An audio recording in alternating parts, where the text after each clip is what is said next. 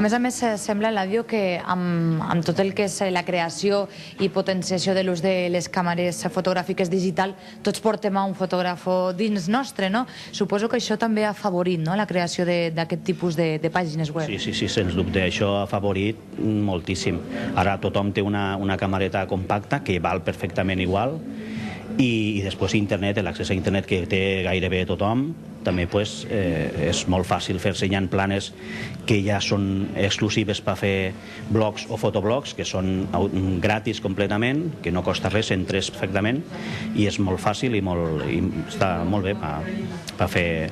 Nosaltres és el que més recomanem. Si t'agrada la fotografia, pel fet que comentes que tothom té càmera, tothom intenta, a tots li agrada la fotografia, tots intenten millorar una miqueta. Manera de fer-ho és posar-se en contacte amb altra gent com tu, que sempre te pot aconsellar, jo crec que així, jo crec que aixà, i sempre els punts de vista diferents sempre enriqueixen a l'hora d'aprendre a fer fotos. Has comentat que la vostra pàgina web naixia una mica com a objectiu principal el reunir a un grup de persones interessades en el món de la fotografia. Què teniu previst? Me refereixo perquè potser dieu, anem a programar una sortida per tal d'agafar les nostres càmeres i fotografiar un paisatge, un motiu... Això ho solem fer, de fet ho fem des del principi. La gent, per mig del foro, que també tenim posats a la web, fa una proposta de sortida. Entonces se tria una data y entonces se pasa el día, se fan les fotos, se passa el dia tots junts. Entonces després al mateix foro se van pujant les fotografies que han fet i així anem veient, i és sorprenent com des d'un mateix lloc, el mateix dia, les visions personals de cada un és totalment diferent, i és una cosa que està molt bé. De sortides n'han fet, ara a l'estiu n'han fet menys, perquè clar, fer més calor i això és més difícil, més complicat, però ne vam fer bastantes. Vam anar a la Serra d'Irta, vam anar 2 vegades al Delta, vam anar a Miravet, vam anar a Penyíscola, i és una manera d'això, d'estar tots junts, comentar, que moltes vegades se fan menys fotos de les que se farien. És més la xerraeta, no? Exacte, és que és això. El que passa en este tipus de... Suposo que com totes les aficions, que si no la compartixes en gent que també li agrada, a la parella o a l'amic que no ho compartix, és una mica pesat. I d'esta manera està molt bé perquè parles en gent que li agrada el mateix que tu, entonces pots xerrar tot el dia. En el teu cas, Eladio, què t'agrada més retratar? Paisatges o, per exemple, estampes de la vida quotidiana, per exemple? A mi ara, en aquests moments, m'agrada més les estampes de la vida quotidiana. És cert que jo ja porto un temps. Al principi, quan es comença, sempre se tira per lo més fàcil, pel paisatge, pel retrato. Després, tens que continuar... Això és la meva opinió, no? És que se té que evolucionar. Entonces, cada un té que triar el camí i té que provar primer tots els estils. I ara hi ha molta gent que està en aquesta fase d'anar provant i anem fent paisatges i tal. Jo ara, personalment, he passat ja per alguns i ara el que més me crida és lo social. Les estampes del carrer, la gent, captar una miqueta l'ambient en el que vivim, no sé.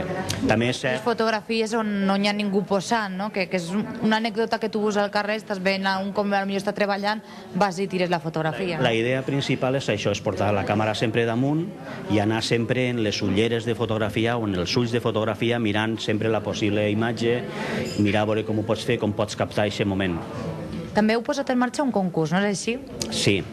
A la web vam obrir un apartat del foro per debatre i per posar les fotos de les quedades i això. Vam obrir també un apartat que és un concurs mensual intern que se tria un tema, hi ha 3 setmanes per fer les fotos o posar-les d'arxiu si algú les té o no té temps. Entonces se pengen allí, després hi ha una setmana per votar, els que han participat voten, i entonces surt un guanyador. Aquest guanyador l'únic que guanya és triar la foto del mes següent. La finalitat d'això és animar una altra vegada a la gent a fotografiar i a sortir al carrer i a menjar-se una miqueta al cap a veure com fer-ho. Guanyar-se no se guanya... No se guanya un premi en metàl·lic, però sí el prestigi de dir jo sóc el que he posat el tema del mes següent de Vinaròs Fotobloggers. Anem a recordar, si et sembla, Eladio, a la gent els diferents diferents punts on se podrà veure aquesta exposició fotogràfica que ja dic que fins a aquest cap de setmana estarà aquí oberta al Cafè Mandragora, però que en les pròximes dates tindrà també uns altres llocs d'exposició. On? Sí. Després, la setmana que ve, anirem al Sargantana, que estarà allí també 2 setmanes. Després passarà a la geladeria Mozart, que també estarà 2 setmanes, i després a Farga, la que està allà al costat del Red Poppy. Tractant una mica de buscar diferents espais per la ciutat de Vinaròs. Al principi, quan ho vam debatre al foro, van haver veus que van comentar que si l'auditori, que si algun lloc així més gran o més important. El que passa que, clar, com ho fem pel mig del foro i no sabíem ben bé la gent que voldria participar, com era la primera vegada, no teníem ninguna experiència, i vam decidir de fer 4 llocs menudets, una cosa petita sense grans pretensions, no només una petita mostra de lo que fem. Veient els resultats, que la gent estem prou contents de com ha quedat, possiblement ne farem més, ja buscant ja un tema més concret o no sé, ja veurem. Suposo que això, com tot, ho debatrem al foro i mirarem a veure què. Però quasi segur que continuarem fent-ne.